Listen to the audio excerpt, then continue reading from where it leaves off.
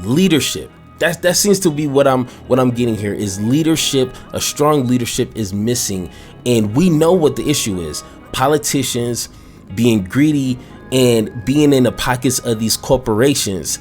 We need to stop that ASAP, because that's what's destroying the party.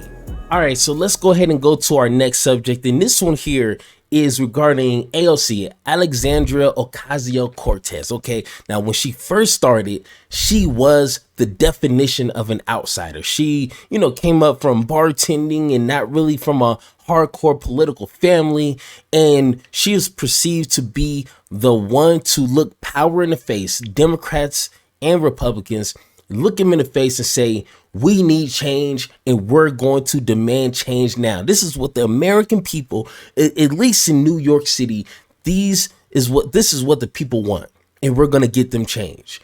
And that was years ago. Okay, I'm going to admit that was years ago. And have things gotten better?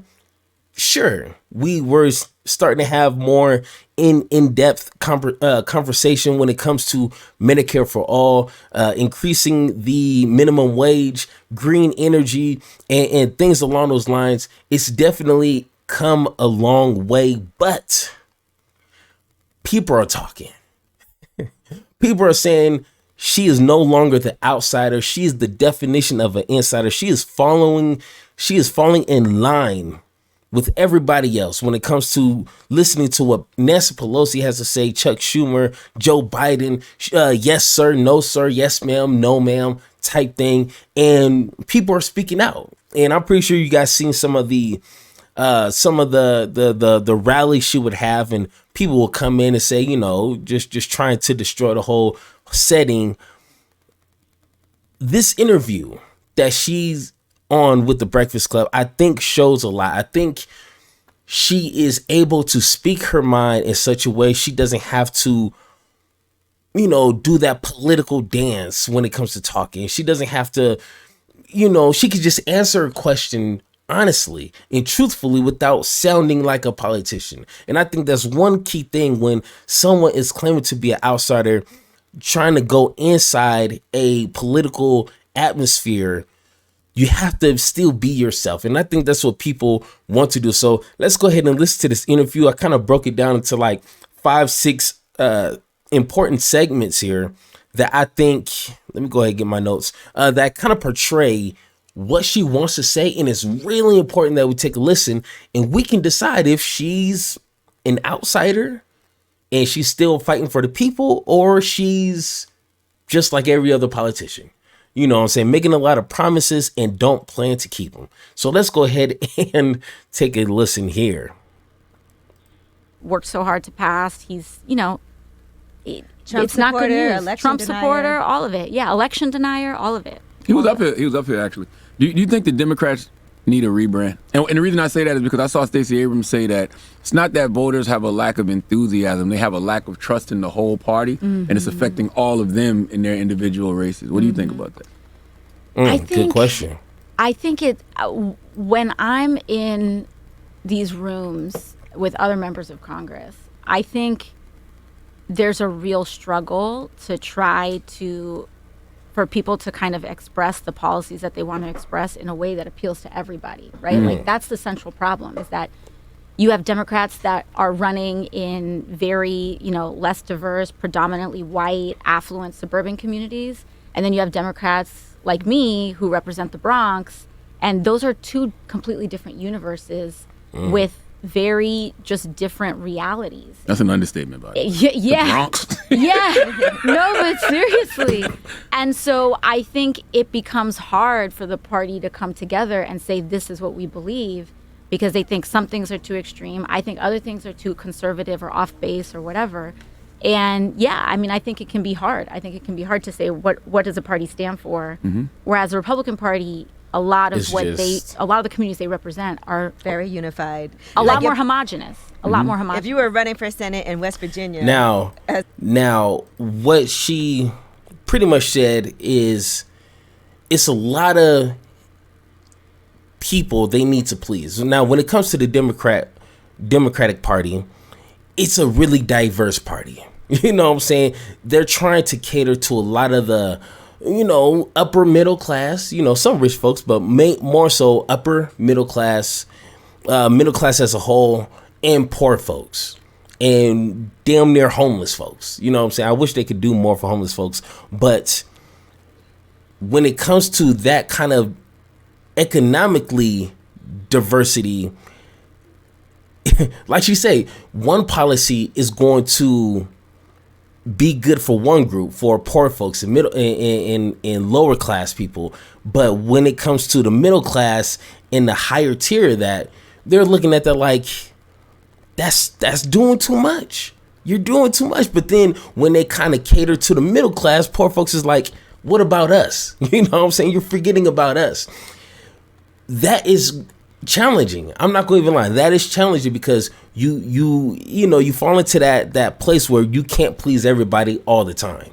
But what I need for the Democrats to do is have a strong leader who can voice these matters articulately, who can speak it well and say it with their chest. Not be afraid, not say it timidly, not like Joe Biden where, he's shaking and just kind of talking real low and he's just like, no, say it like you're proud of what you're doing and say it with confidence. The Democratic Party doesn't have that. We just have a whole bunch of different sets and different cliques and groups and gangs, and it's like no one knows what the Democratic Party is aiming for at any particular moment. But I mean, once again, like AOC said, like, it's just so much that they have to juggle. But what I think that needs to be happening is it all needs to go to one person, and this person needs to be the leader, like a Donald Trump. You know what I'm saying? That's why he's the face of the Republican Party, because he's not afraid to say what's on his mind. He's not afraid to say, I'm the leader of this group. And if you don't follow suit, hey, you're going to have to see your way out of this group. You know what I'm saying? The Democratic Party needs somebody like that. But, on a progressive tip. But let's go ahead and go to the next one here. Let's see. Good old 420. I think our entire political system is beholden to big money. Mm-hmm. Both parties have really big factions that really answer a lot to Wall Street. Mm-hmm. And so there are incentives in both parties, like incentivize on 100% of the Republican Party. And then there are incentives in good chunks of the Democratic Party to brand people who want to pursue guaranteed health care in this country as extreme, who want to pursue just widespread increases in wages, which will cut the bottom line of a lot of folks on Wall Street, to brand us as too extreme, to brand us as just like way beyond the pale, extreme left, etc. And there's so much incentive to equate someone like me with someone like Marjorie Taylor Greene, right? Like, we're supposed to be equally extreme on both sides, except there's only one of us here that doesn't believe American democracy should exist, and that's her, right? But she gives off white supremacists. Yes. You don't give off prejudice already. No, not to me anyway. No. But the right wing also weaponizes that, because for a lot of people, equality feels like oppression. They're like, wait a minute, what do you mean? I can't have these things that I've always had that were unjust, right? And so, I think that there's just a universal incentive to brand the things that we believe as extremists. But then, okay. Listen. If you haven't figured out by now, the Republican Party is going to brand you whatever, no matter whatever the situation is. They're going to label you as a CTR expert, a trans lover, capitalist hater, socialist lover. Like, they're going to label you whatever they want, whatever is going to stick at that moment. It's a trend that it seems. You love the caravans that's dropping off millions of illegals every hour at the border. Like they're going to label you whatever. So I think we just need to kind of get over that. They're like, oh no, they're going to. Who cares? You know what I'm saying? At this point, we just got to accept whatever they say and be strong enough and double down on what we believe. If we truly believe that what we're trying to pursue is going to help the average American person, we just got to, 10 toes deep into the ground, no matter what they say. Now, when it comes to, like she said, there's people in the Democratic Party who, are getting paid. You know what I'm saying? And from these companies that will pay these politicians to keep the status quo, to keep them in their pockets. So whenever a bill comes across their table that is going to challenge whatever this company is trying to do, whatever the purpose is, they're going to vote against it, or they're going to vote with it. Well, whatever the case is, I want to know names. I wish a leader would step up and say, this person, and that person are the ones holding us back. And yes, I know about the Joe Manchin and Kyrsten Sinema. Like, okay, but I need somebody to bully these fools.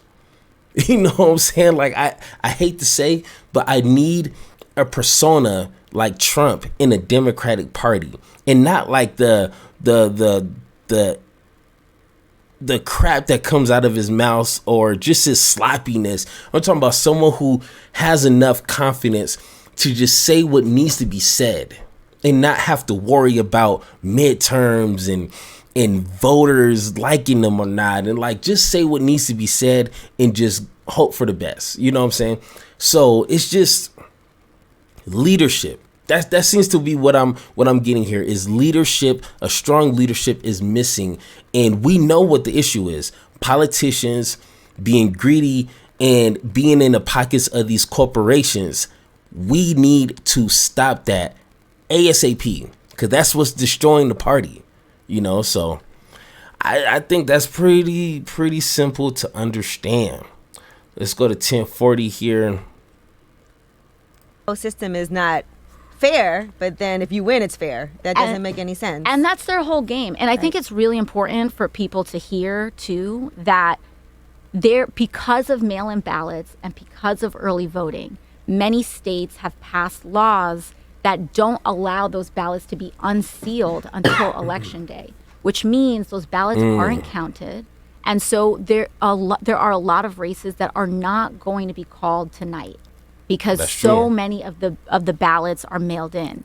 And Republicans have already indicated, like some of the major Republican lawyers, and they're already ramping up on this rhetoric, that they're going to try to declare victory early, or that any race that isn't declared by the end of tonight is going to be suspicious, and that they're going to try to, claim, essentially setting up this claim that they're going to try to say that it was stolen. Like I saw Carrie Lake, she's running in Arizona for governor. She was saying that she wins no matter what the results are. She will not say that she'll accept whatever the results are. She'll only accept it if she wins. And that's what fascism looks like.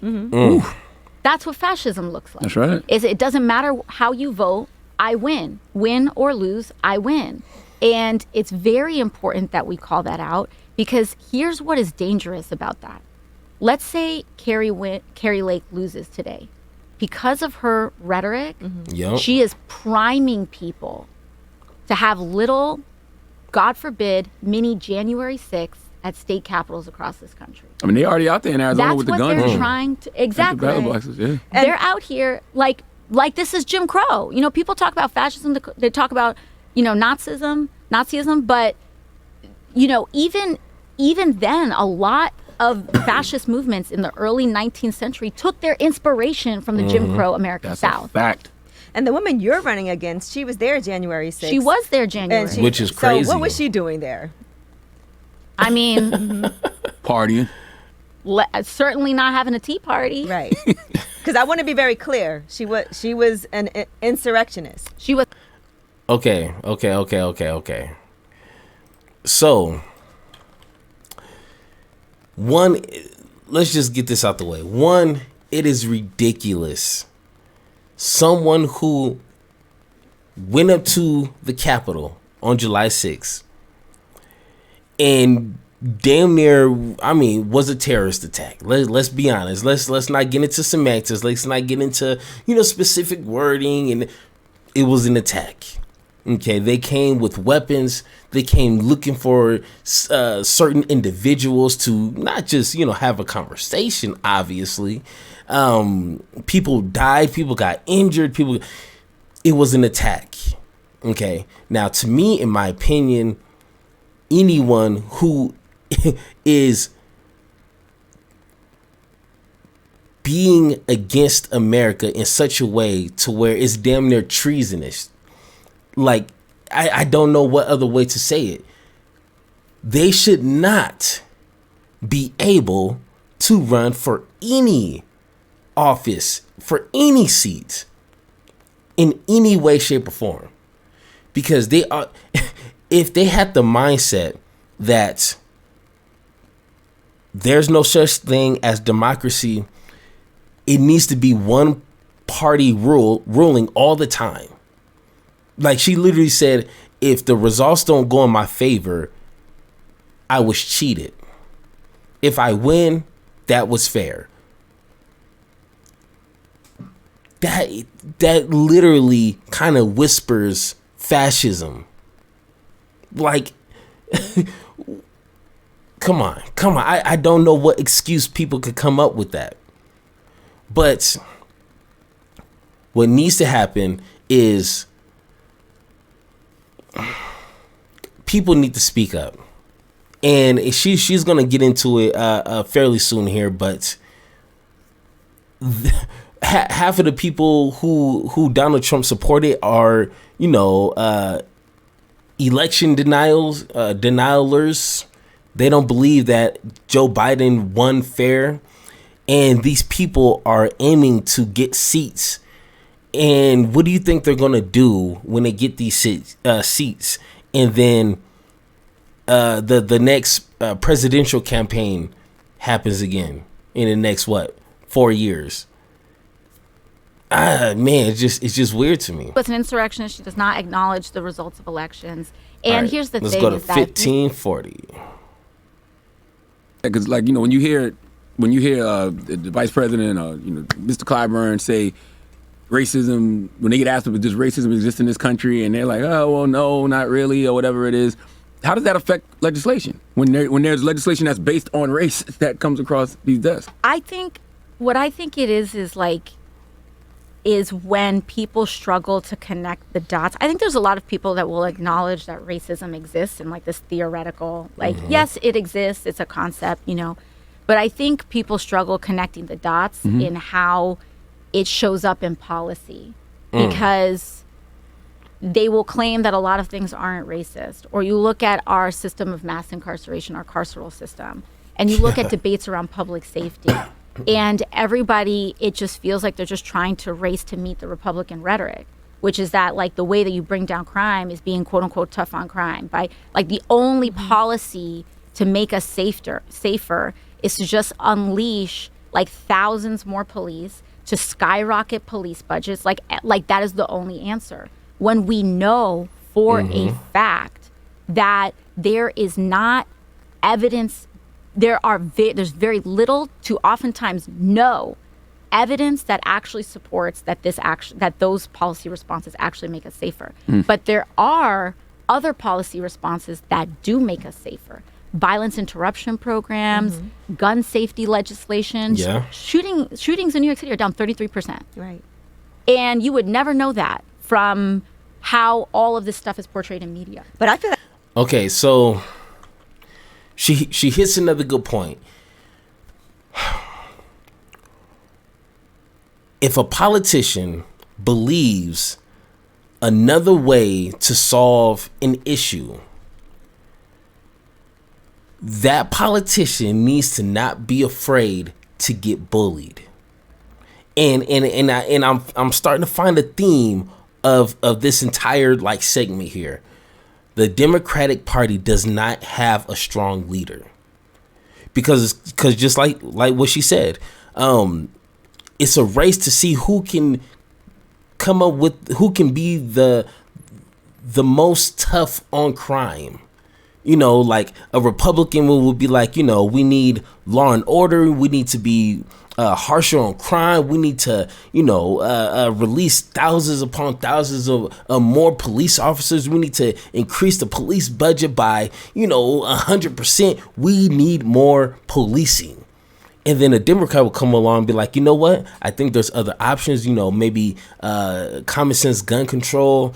Maybe we need some more institutions or some more things to kind of assist people with, you know, domestic violence compared to, you know, simple drug charges. You know, just really simple common sense instead of just throwing a book at them and, you know, sending 20 police to just any type of call that they would get. And then right away, a Republican would be like, he's soft on crime. He wants, you know, these criminals released from jail. You know how Republicans be just lying about everything. They want these criminals released from jail, and these criminals are going to kill you and your kids, and they're going to take your jobs and replace your kids. It's like, and then the Democrat person would just buckle. Then all of a sudden he's like, you're right. We need more policing. If anything, I want to increase the police budget. We need more. And then all of a sudden they're forgetting what they believe in. And then now we're looking at them like, hey, bro, I didn't vote you in there for you to be talking like that. Like, no. Defund the police. Now you're talking about fund the police. Like, no. And that's what happened because Democrats are spineless. They're soft as butter, cake, and dog water. Like, but once again, it just revolves back to leadership. We don't have that one person to steer the Democratic ship into one direction. But yeah, we have a whole bunch of little boats just kind of floating around and just chilling and really no direction. So I'm starting to find a theme here. Let's go to 2340. Cite their sources. And usually there will be multiple sources. Mm-hmm. And so like that's really what we need to look at. We need to really bring in a lot more critical thinking into our environment because people will be out here saying anything, literally anything. That's right. When we say things like democracy is on the ballot or, you know, I like to say this country is fast approaching fascism. Mm-hmm. Can you break that down in Bronx terms? Because I don't think people grasp what we're saying. I was saying the same thing. Like when people say democracy's on the ballot or like our democracy's on the line, that does not communicate the point that we are at. And I think the reason people use those terms is because they don't want to use that F word of fascism. Mm-hmm. They don't want to say that word because it sounds quote unquote alarmist. But they called us alarmist when we said that Roe v. Wade was on the precipice of being repealed. They said, oh, no, like, you're overreacting. They said that we were overreacting when we said that we didn't believe Trump was going to acknowledge his loss in the election. Mm-hmm. They didn't take us seriously when we said that we were saying that January 6th was going to be violent. And they didn't believe us. We have to use this word fascism. And what does fascism mean? There's like kind of an academic term of fascism, but then there's also the lived reality. And in terms of this lived reality, a lot of this is about really like our individual power getting taken away. Mm-hmm. Yep, period. Exactly. Actual fascism is really, you know, in this country, American fascism is really the marrying of forces of white supremacy with just oligarchy and unfettered capitalism. And we see that in how it plays out because when you look at who is funding the extreme right wing in this country? Who is it? It's billionaires. Exactly. Billionaires. You have Elon Musk out here supporting and telling people to vote for a political party that will not acknowledge the results of an election. And that is the number one problem. We have billionaires running everything. How, and I did a video about this, but Elon Musk, he tweeted, you know, some while ago saying for a social media platform to succeed, especially in a political, you know, heavy atmosphere, it needs to be neutral. You know, it can't have biases against Democrats, biases against Republicans. It can't show any favor, because then, people are going to notice that, and then that's only going to make situations worse. But then what does he goes and do when he buys? He literally buys Twitter. Because he, got a little butt hurt because people were making fun of him. So he buys Twitter. And then he goes and tells people to vote Republican.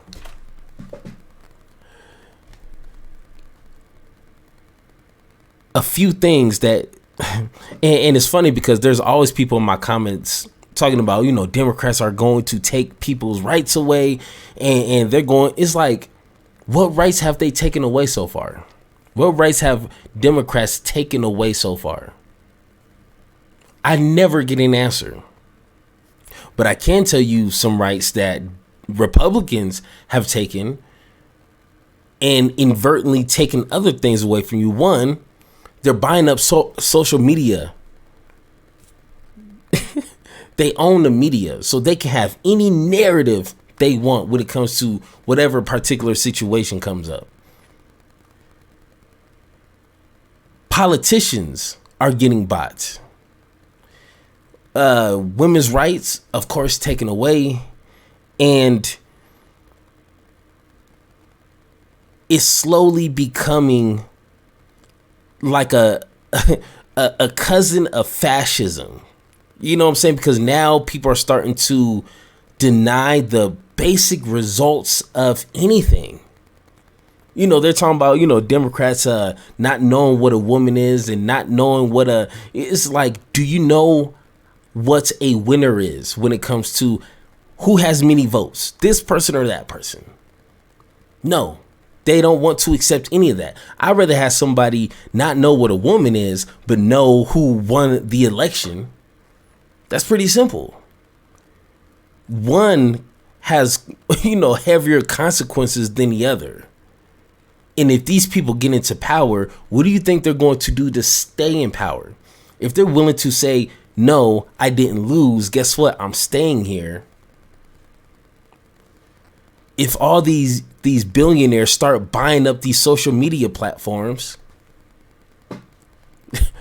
hey, that sounds a little scarier to me than Democrats wanting to put a little bit more restrictions on buying an AR-15.